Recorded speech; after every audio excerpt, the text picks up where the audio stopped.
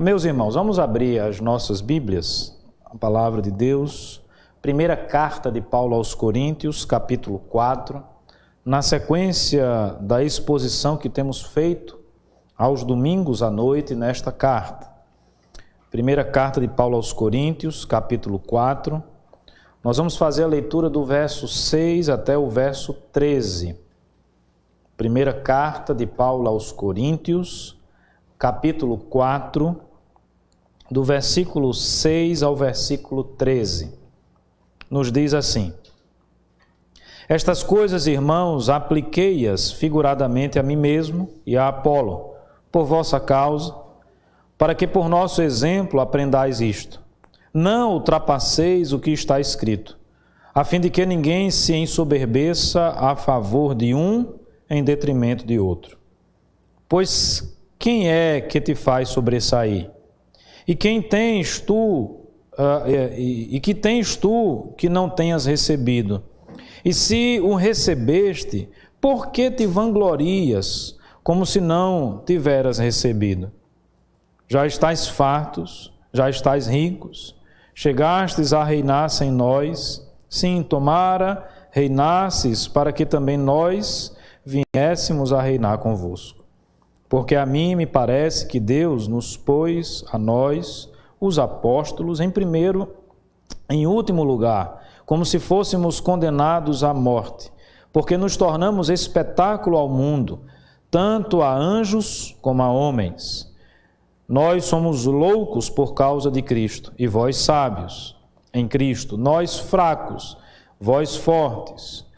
Vós nobres e nós desprezíveis. Até a presente hora sofremos fome, e sede, nudez, e somos esbofeteados, e não temos morada certa, e nos afadigamos, trabalhando com as nossas próprias mãos. Quando somos injuriados, bendizemos. Quando perseguidos, suportamos. Quando caluniados, procuramos conciliação. Até agora, temos chegado a ser considerados lixo do mundo, escória de todos. Vamos orar ainda mais uma vez, meus irmãos. Senhor Deus, Pai bendito, nós nesse instante, Senhor, clamamos, pedimos humildemente que Tu possas falar conosco através da Tua palavra. Nós precisamos ouvir a Tua voz. Nós precisamos da Tua instrução na nossa vida. Tua palavra, Senhor, é luz, a Tua palavra é lâmpada que ilumina o nosso caminho, que mostra, ó Deus, as verdades que devemos ter como base para as nossas decisões, para o nosso caminhar nesta vida. Tem misericórdia do Teu povo. Oro por cada um daqueles que me escutam neste momento, pedindo que o Senhor possa iluminar a nossa mente e o nosso coração. Oramos no nome do Senhor Jesus. Amém. Amém. Meus irmãos, é importante relembrarmos que o apóstolo Paulo, no capítulo 4 desta carta, ainda está tratando de um problema existente na igreja de Corinto. Que problema é esse? A divisão, a falta de comunhão, a falta de unidade. Facções estavam sendo formadas dentro daquela igreja, grupos, ou numa linguagem que nós costumeiramente usamos, panelinhas estavam sendo formadas ali na igreja de Corinto. Veja, meu irmão, que este não é um tema de pouca importância. Ao contrário, o apóstolo Paulo dedica boa parte desta carta para tratar deste problema, porque de fato e de verdade este é um problema, e um problema que precisa ser tratado na igreja de Cristo. Problema que já vem sendo trabalhado pelo apóstolo. Inclusive, ele trata das suas questões enquanto apóstolo, enquanto líder daquela igreja, juntamente com Apolo, aquele que foi seu companheiro, aquele que esteve companheiro no sentido de de alguém que esteve ao lado da obra que o apóstolo Paulo iniciou, começou, e ele vai tratando dessas questões, se valendo de algumas metáforas para isso, metáfora do agricultor, a metáfora do arquiteto, a gente já viu algumas coisas relacionadas a isso. Ele trata da essência da mensagem, da pregação, ele fala daquilo que ele é enquanto apóstolo, servo e tão somente servo, e não é diferente aqui a abordagem, ou o tema, ou a perspectiva apresentada pela palavra de Deus por instrumentalidade do seu servo, o apóstolo Paulo. Questão da divisão. E eu olho, meus irmãos, para esses versículos do 6 ao 13, que é o que nos compete hoje, e eu enxergo aqui o apóstolo mostrando algumas ações, seja numa perspectiva positiva, seja numa perspectiva negativa, que nós precisamos fazer para combater as divisões no nosso meio, para combater a falta de unidade no nosso meio, para combater a falta de comunhão no nosso meio. Obviamente que o contexto aqui é muito claro, é muito específico, é a igreja de Cristo, a igreja que é formada por várias famílias. Mas eu ouso dizer que os princípios que nós encontramos aqui nesse texto, eles perpassam a ideia apenas de igreja. Eles com certeza servirão para a nossa vida, seja a vida familiar, seja a vida no contexto de trabalho, em outras áreas do mundo que nós venhamos a atuar. Mas vamos nos concentrar um pouco a respeito daquilo que Paulo fala à igreja. E eu queria que você permanecesse com a sua Bíblia aberta. Eu queria chamar a atenção para os primeiros versos que nós acabamos de ler, mais especificamente o verso 6 e o verso 7.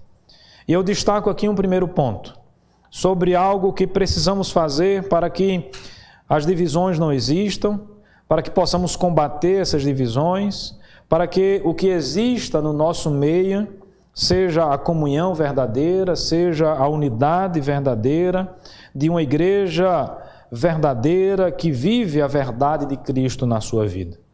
E o primeiro ponto que eu destaco, olhando especificamente para esses dois versículos, é que, meus irmãos, precisamos nos despir, nos despojar do sentimento ou das práticas centradas numa vanglória, numa soberba que é ilusória, que ela não, simplesmente ela não existe. O apóstolo Paulo, ele vai tratando com os irmãos ali na igreja de Corinto, e é fantástico a abordagem que ele usa aqui nesses versículos, mostrando exatamente isso. Nós precisamos nos despojar dessa vanglória. Se nós queremos que a unidade avance, cresça, se nós queremos que a comunhão frutifique, se nós queremos, por exemplo, que dentro das nossas casas, do nosso lar, da nossa família, exista uma verdadeira unidade, lá também nós precisamos nos despojar dessa vanglória que ela é simplesmente ilusória. Ela é fruto de um coração pecaminoso. Na prática, ela não se sustenta. Ela é fruto de uma mente que carrega consigo o pecado, que carrega consigo a maldição de Deus, fruto do pecado e da rebeldia do nosso coração diante do Criador. Então o apóstolo diz aos seus irmãos ali da igreja de Corinto, e os chama inclusive de irmãos. É sempre bom lembrarmos disso. Uma igreja com vários e com sérios problemas, mas uma igreja ainda. O corpo de Cristo visível ali presente. Estas coisas, irmãos, apliquei-as figuramente a mim, diz o apóstolo, né? E a Apolo também, por vossa causa, para que, por nosso exemplo, aprendais isto. Então o apóstolo, de uma forma didática, vai tentando chamar a atenção para a sua própria experiência cristã e de uma forma muito objetiva, dizendo, aprendam com a forma como nós temos agido. Não ultrapasseis o que está escrito. Muitos comentaristas veem essa expressão aqui, não ultrapasseis o que está escrito, como um adágio, como um ditado popular daquela época, um pouco difícil de entendermos com muita precisão aquilo que o apóstolo fala, mas a ideia de que aqui descrita que nós precisamos ter moderação no nosso parecer, moderação no nosso juízo, talvez não colocar o carro na frente dos bois, não é? Como nós afirmamos também nos nossos ditados aqui. E ele então fecha esse verso 6 dizendo o seguinte: a fim de que ninguém se ensoberbeça a favor de um em detrimento do outro. Contexto daquela divisão: eu sou de Paulo, eu sou de Cefas, eu sou de Apolo. E aí no início no final do verso 7, ele diz que nós não devemos nos vangloriar. Veja, meus irmãos, nós precisamos nos despir, nos despojar dessa vanglória que ela, acredito eu, é ilusória. E por que ela é ilusória? Acompanha comigo aí, o apóstolo Paulo faz 3 perguntas. Essas 3 perguntas estão devidamente registradas e dispostas no verso 7.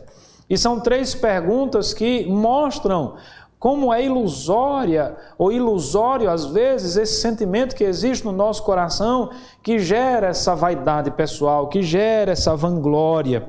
E essa vanglória, ela mina a unidade do corpo de Cristo, não é? Essa vaidade pessoal, ou essa reunião em torno de personalidades, de personagens, Paulo, Cefas, lá atrás.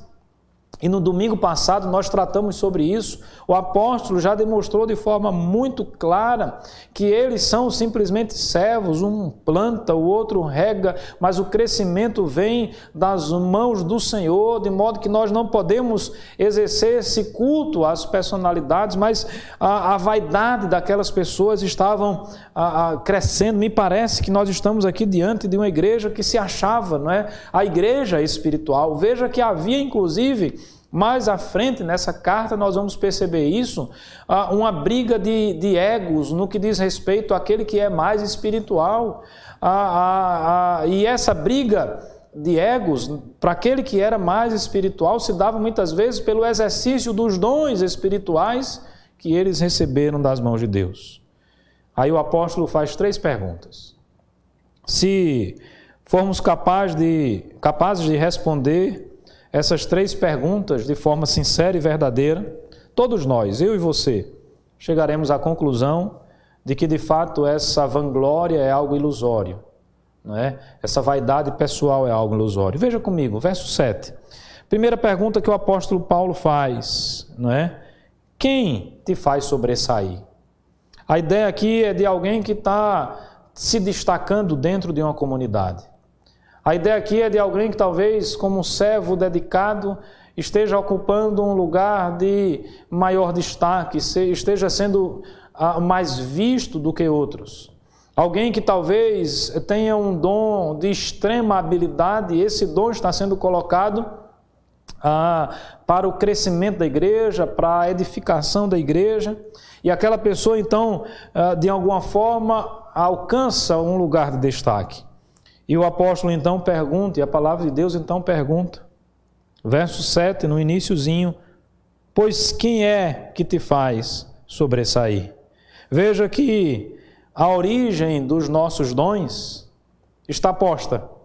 Essa é uma pergunta que carrega consigo, para aqueles que entendem da palavra de Deus, para aqueles que conhecem a Cristo, para aqueles que foram lavados pelo sangue do remido, de Cristo, remido pelo sangue do Cordeiro, lavados pelo sangue do Cordeiro, vai compreender, vai entender perfeitamente. E nós já sabemos a resposta: quem nos fez sobressair, quem nos presenteou com dons, quem nos deu talentos para que exercêssemos esses talentos na igreja, quem nos deu essas competências e essas capacidades que nós temos. A resposta é muito clara: essa pessoa é Deus.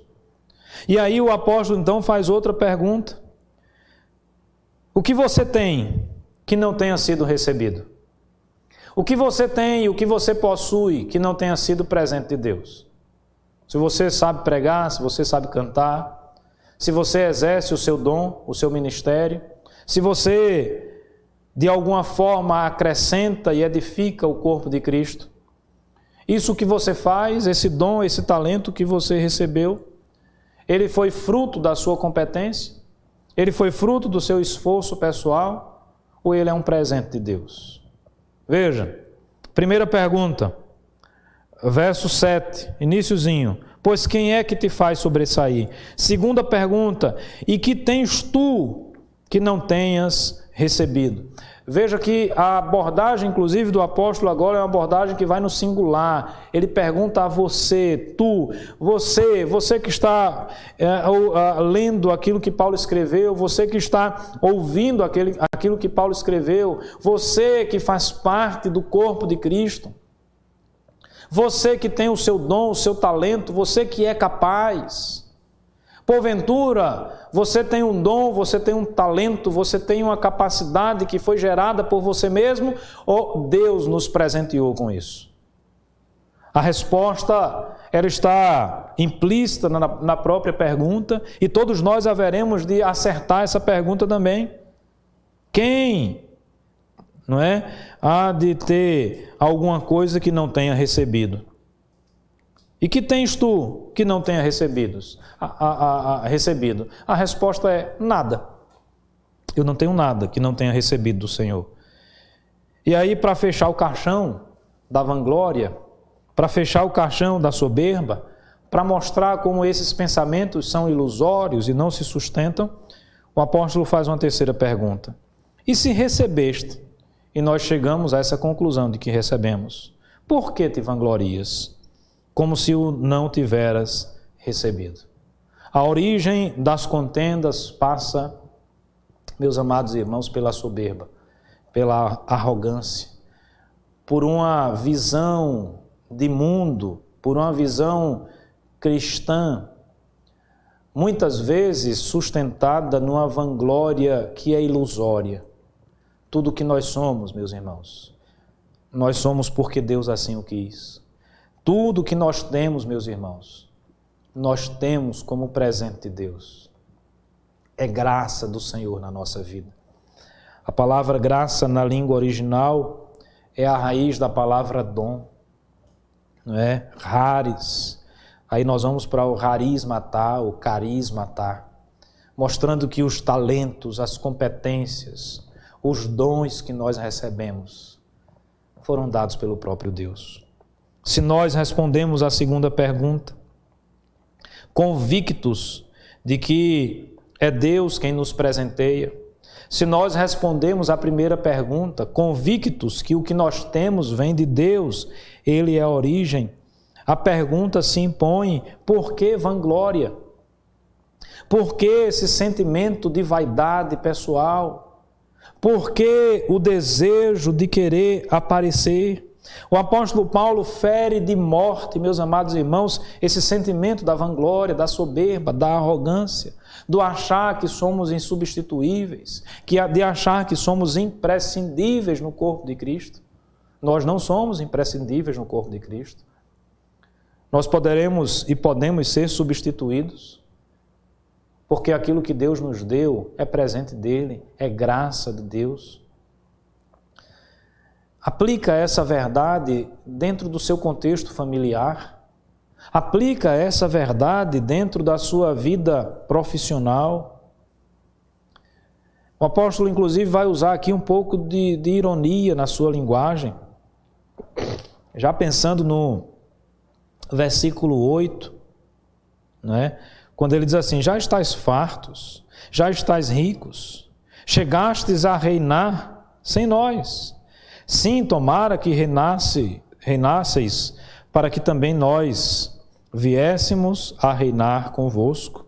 Me parece aqui que os coríntios, né, se achavam reis, aquela igreja espiritual, aquele povo fantástico, aquela igreja formada por crentes altamente espirituais, crentes que se sobressaíam a outros. Se isso é verdade, se nós, na nossa vida cristã, ministerial ou até mesmo profissional, nos sobressaímos a outras pessoas, lembre-se da primeira pergunta: quem é que te faz sobressair? Se eu tenho uma posição de destaque, é fruto da graça de Deus. Foi Deus agindo na minha vida e essa ironia do apóstolo Paulo tem o objetivo de fazer com que aqueles irmãos percebam o quão tolo é essa vaidade pessoal, o quão tolo é essa ideia de nutrir um sentimento de vanglória, achando que nós somos mais do que nós somos, achando que nós somos senhores da nossa vida, achando que as competências que possuímos são única e exclusivamente frutos do nosso esforço pessoal. Elas não são. Obviamente, meus irmãos, que nós podemos melhorar os dons que Deus nos presenteou. Lembre-se lá da parábola dos talentos. Obviamente que nós podemos colocar esses dons, para funcionar, executá-los, exercê-los, e isso vai fazendo com que eles possam se tornar melhores. Obviamente nós crescemos no corpo de Cristo, obviamente nós temos grandes talentos e grandes competências. Existem pessoas que têm um poder de oratória fantástica, existem pessoas que têm uma mente privilegiada, existem outros que têm uma voz belíssima, existem aqueles irmãos que se dedicam à oração, existem tantos e tantos irmãos com dons tão abençoados, com talentos tão abençoados. Mas esses talentos são fruto da graça de Deus na nossa vida.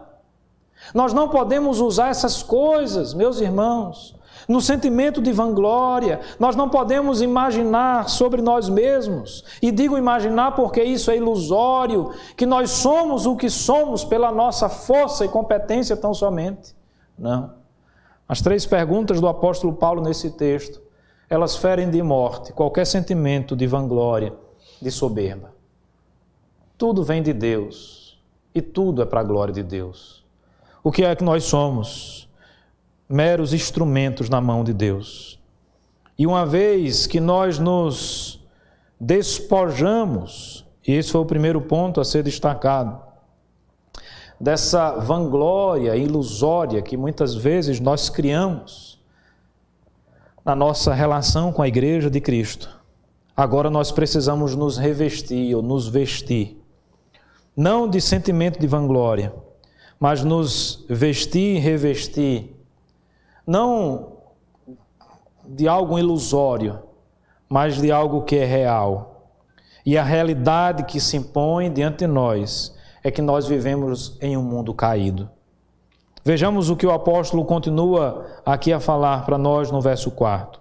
Porque a mim me parece que Deus nos pôs a nós, os apóstolos, em último lugar, como se fôssemos condenados à morte, porque nós nos tornamos espetáculo ao mundo, tanto a anjos como a homens. A palavrinha aqui no original traduzida por espetáculo, é a mesma palavra que nós usamos para teatro. E não é difícil enxergarmos aqui, nós estamos no 1º século, esse é um texto do 1º século, 55 depois de Cristo. Ali o Império Romano já tinha como prática os grandes espetáculos nas grandes arenas, talvez tendo o Coliseu como símbolo maior dessa política do pão e do circo, que visava aplacar possíveis revoltas daquele povo, visava controlar a grande massa. E a história relata que nos primeiros séculos os cristãos se tornaram atrativos nesse grande teatro ao ar livre. Isso já começou com o próprio Senhor Jesus. Se você pesquisar a vida dos apóstolos no que diz respeito à forma como todos eles morreram, decapitados, apedrejados, crucificados, enforcados, e tantos outros cristãos que vêm nas gerações subsequentes aos apóstolos. Muitos cristãos, meus irmãos, foram trucidados pelas feras no Coliseu ou em outras arenas, em cidades menores do Império Romano. O mundo jaz no maligno. O mundo odeia o cristão. Entenda que quando eu falo mundo, eu não estou falando da criação de Deus, eu estou falando de todo esse sistema pagão, de todo esse sistema contrário às verdades de Deus. Nós aqui no Brasil, nesse exato momento, experimentamos um pouco disso. Esse ódio contra o cristianismo. Veja que a grande mídia do nosso país, veja que muitas vezes a academia no nosso país faz questão de atacar os cristãos. Talvez, numa perspectiva que o apóstolo colocou no finalzinho do último versículo que eu li, o versículo 3, eles eram considerados o lixo do mundo, a escória de todos. Tem muitas pessoas que nos consideram da mesma forma. Eu preciso me despir, me despojar da vanglória, das vaidades, até porque nós vivemos uma batalha espiritual e no corpo de Cristo não deve haver lugar para fogo amigo, para brigas. Nós precisamos estar unidos. É como se o apóstolo Paulo estivesse aqui alertando, exortando aquela igreja. É como se ele estivesse dizendo, olha, as lutas são tão intensas, as lutas são tão grandes. E vocês ainda estão brigando entre si, fazendo grupos, panelinhas por vaidade pessoal. Despoje, tire, não é, essa ideia da sua mente, do seu coração, e que é ilusória, que não se sustenta, e que você tenha como pensamento real e verdadeiro as lutas do mundo, a realidade da vida, um mundo hostil ao cristianismo, autoridades que vão perseguir os cristãos, como nós temos recebido todos os dias ou todas as semanas. No país comunista como a China, que os cristãos têm sido perseguidos violentamente, essas coisas têm sido denunciadas por alguns, mas o sistema global não absorve essas denúncias. Nós não vemos outras mídias falando a respeito disso, falando a respeito de cristãos que estão sendo decapitados por nações islâmicas, falando de cristãos que estão sendo perseguidos na Coreia do Norte ou em outros lugares. Às vezes em países muito próximos aqui ao Brasil, cristãos que estão sendo perseguidos por professarem a sua fé no nosso próprio país. O cerco está se fechando. A realidade do mundo é essa. É a realidade em que a voz do cristão precisa ser calada, nem que para isso aquele que não tem competência para legislar tem competência apenas para julgar como juiz. Estabeleça uma nova lei, estabeleça uma nova jurisprudência, baseado no entendimento que é uma lei nova sendo criada, falando a respeito, não é, do abuso de autoridade religiosa. O objetivo, meus irmãos, é muito claro. O objetivo é fazer com que os cristãos sejam calados, porque a mensagem do Evangelho transtorna o mundo, meus irmãos. A mensagem do Evangelho é diferente de qualquer outra coisa que você ouviu ou possa ouvir na sua vida. Você abre os seus livros aí, você é progressista, você segue uma linha ideológica e você vai abrir os seus livros. Você é alguém que foi na sua mente, na sua forma de pensar, forjado nos direitos humanos lá ainda da Revolução Francesa, você vai ser levado a acreditar que a humanidade é boa. Você vai ser levado a acreditar que o homem é capaz de produzir bondade por si só. Você vai ser levado a acreditar que esses direitos, que nós chamamos de direitos humanos, criados nessa perspectiva progressista pelos próprios homens, são coisas fantásticas, excelentes. Vivemos hoje ainda os ecos da Revolução Francesa. Se você for para um outro lado, para um outro extremo, você vai acreditar em outras coisas. Você vai acreditar, talvez, no poder do mercado como sendo isso que vai, vamos dizer assim, acabar com a miséria do mundo, acabar com a fome do mundo. O que eu sei, o que você sabe, o que a história registra e não nos deixa mentir, é que o homem avança nas suas tecnologias, o homem avança na ciência, o homem avança na academia, o homem avança nos seus estudos, mas as crianças continuam passando fome.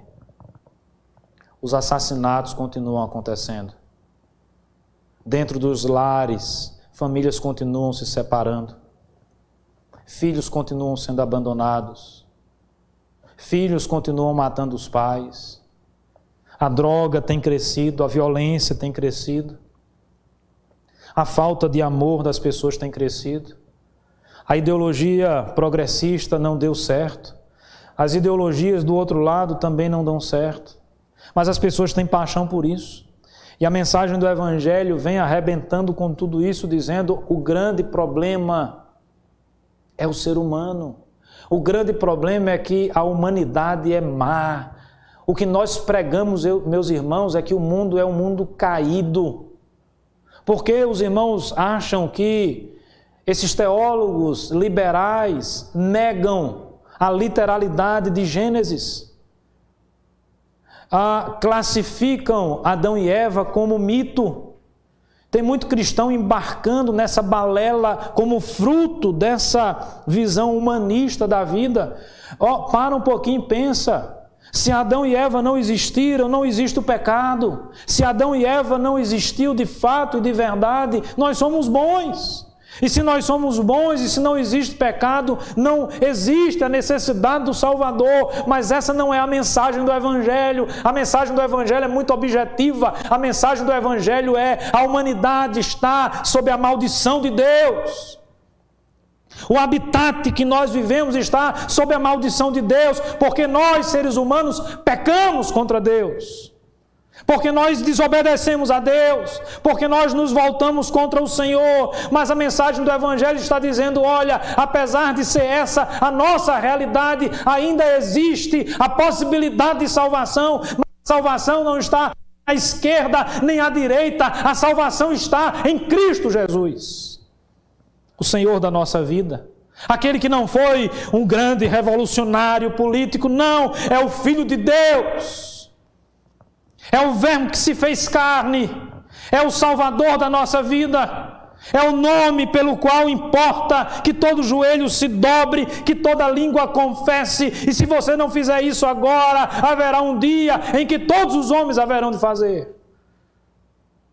A ciência vai ser envergonhada, as ideologias humanistas serão envergonhadas, o nome de Cristo vai ser exaltado e glorificado. Essa é a mensagem do Evangelho.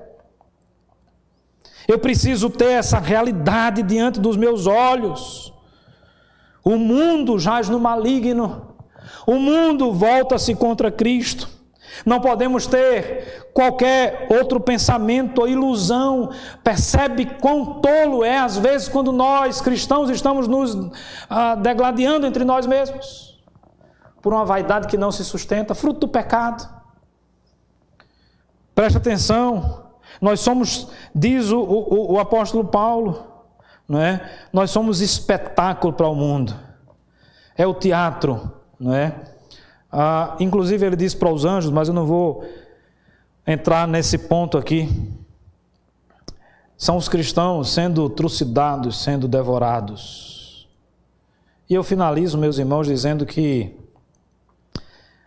depois de despojar-se dessa ilusão, da soberba e da vanglória, depois de nos revestirmos da visão da vida real, do mundo caído, da necessidade do Evangelho, nós cristãos precisamos nos entregar plenamente, totalmente ao Senhor. Me chama muita atenção aquilo que o apóstolo continua falando aqui nos versos seguintes. Ele diz: nós somos loucos por causa de Cristo. Humanamente falando, Paulo poderia ser contado como um louco mesmo. Um judeu proeminente, alguém que tinha uma carreira brilhante, alguém que tinha aquele futuro que nós geralmente dizemos assim: olha, fulano está com um futuro garantido, fulano está bem encaminhado. Humanamente falando, ele era respeitado na sociedade, estava crescendo entre os fariseus, ocupando lugar de destaque. avançando na sua vida profissional, avançando na sua vida religiosa, avançando na sociedade, mas ele escolheu nada saber entre os homens senão a Cristo e esse crucificado. Ele indo para Damasco, depois de ter sido transformado pela mensagem do Evangelho, ele muda radicalmente a sua vida e ele nos ensina isso nos versículos que nós já estudamos. Aquilo que eu estou falando nesse exato momento, se algum professor universitário ateu me ouvir e assistir esse vídeo, depois ele vai chegar a uma conclusão: esse pastor é louco. Porque a mensagem do Evangelho é isso, é loucura para o mundo. Verso 10, nós somos loucos por causa de Cristo. É a perspectiva de que nós somos considerados assim pelo mundo. Nós acreditamos em Cristo. Porque nós acreditamos que Adão viveu de verdade, porque nós acreditamos que Eva viveu de verdade, porque nós acreditamos que existiu a arca de Noé, porque nós acreditamos que essa palavra é a verdade inspirada por Deus. Nós somos considerados loucos, ou considerados loucos. Ele faz um contraste muito interessante. Sábios, não é? Loucos, sábios. Fracos, fortes, nobres e desprezíveis. Veja que coisa interessante. Desprezível não era o imperador ou o governador romano que mandava as feras comerem vivos os cristãos nas arenas. Esse não era um ato desprezível. Desprezível, não é desprezível o governo chinês obrigar os cristãos a negarem a sua fé. Não é desprezível as milícias islâmicas decapitarem os cristãos. Não é desprezível o deboche que nós ouvimos constantemente nos nossos dias com respeito à nossa fé. Para o mundo, desprezível é aquele que diz que todos nós somos pecadores, mas Cristo morreu por nós. E se entregarmos a nossa vida nas suas mãos, podemos ter a certeza da nossa salvação. É isso que o mundo entende como desprezível. Quem é intolerante, quem massacra, quem mata, quem destrói, são nobres. Nobres, com títulos e mais títulos de nobreza. Não mais agora no nosso país o visconde, o conde, o barão. Os títulos de nobreza são outros. Você já conversou com alguém que no meio de uma conversa a pessoa puxou e deu uma carteirada? Beleza, bicho, mas eu sou doutor. Beleza, mas eu tenho mestrado. Acabou a conversa. Deu a carteirada. É o suprassumo da inteligência. O que é que você fala mais com alguém que puxou a carteira e disse: eu sou a pessoa mais competente do mundo nessa carteirada? Ou seja, você é um louco, você é um tolo, você é um desprezível, você não tem o título de nobreza. É isso que o apóstolo está dizendo que estava acontecendo com os cristãos e que nunca deixou de acontecer com os cristãos. Em alguns momentos da história, mais ou menos, em alguns lugares, mais ou menos, mas essa tem sido a prática que nós temos vivenciado. Mas aí, meus irmãos, mesmo diante dessa situação, nós precisamos nos entregar totalmente. Olha que coisa interessante nós encontramos aqui. Veja aí o verso 11. 11 um pouquinho mais para frente. O apóstolo Paulo lista aqui algumas situações que ele enfrentou. Fome, sede, nudez, humilhação, eles eram esbofeteados, não tinham morada certa, trabalhos penosos, fatigaram-se nesse trabalho com as suas próprias mãos, eles foram injuriados, eles foram caluniados, mas eles se entregaram totalmente à obra do Senhor. Eu queria citar 2 textos bíblicos, outros, que vão lançar luz de forma perfeita sobre aquilo que nós lemos no finalzinho desses versos aqui. Verso 10, verso 11, verso 12, verso 13. Evangelho de Lucas, capítulo 9, versículo 23, diz assim: se alguém quer vir após mim, a si mesmo se negue, dia a dia tome a sua cruz e siga-me. O próprio apóstolo Paulo, escrevendo à igreja na Galácia, Gálatas capítulo 2, finalzinho do versículo 19 e o versículo 20. Ele diz assim: estou crucificado com Cristo. Logo, já não sou eu quem vive, mas é Cristo que vive em mim. Entregar-se totalmente, envolver-se totalmente, é negar-se. É estar crucificado com Cristo. É afirmar, não sou eu mais quem vive. É ter a plena disposição em sair da sua zona de conforto. Mas eu vou passar fome. Mas eu vou passar sede. Eu vou ser caluniado, eu vou ser injuriado, eu vou sofrer humilhação. Sim, todas essas coisas vão acontecer. E eu tenho comigo a convicção, meus irmãos, que vivemos dias iniciais de grande dificuldade no Brasil, onde a intolerância ao cristianismo tem crescido, e a convicção que eu tenho é que essas coisas vão aumentar. E Deus vai depurar quem são os verdadeiros servos, aqueles que se entregam totalmente. Agora, igreja do Senhor Jesus, você que me escuta, seja da 7ª Igreja Presbiteriana, ou que faz parte de uma outra comunidade cristã, nós não podemos mais desprezar a necessidade da unidade. Nós não podemos contribuir para a falta de comunhão. Nós precisamos engolir o nosso orgulho, a nossa vanglória, porque tudo o que temos e tudo o que somos vem das mãos de Deus. Nós precisamos ter uma consciência plena do mundo no qual nós estamos inseridos. E nós precisamos pregar o Evangelho com todas as nossas forças. Nós precisamos nos entregar totalmente ao Senhor.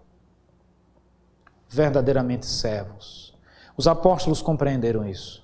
Talvez lá atrás, Cristo já havia ensinado a eles quem é o maior. Porque, meus irmãos, no reino de Deus a matemática é diferente. O maior é o menor. O primeiro é o último e o último é o primeiro. O livre é o servo, é o escravo.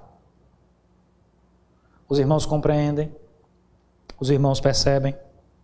Que Deus abençoe a sua igreja, que Deus abençoe a minha vida, que Deus abençoe a sua vida. Que eu e você sejamos agentes que promovem a unidade no corpo de Cristo. Que eu e você sejamos agentes de divulgar, de proclamar a realidade de maldição sobre a qual o mundo está firmado e a necessidade do Evangelho que liberta. E que eu e você façamos isso com todas as nossas forças. Que Deus nos abençoe. Amém.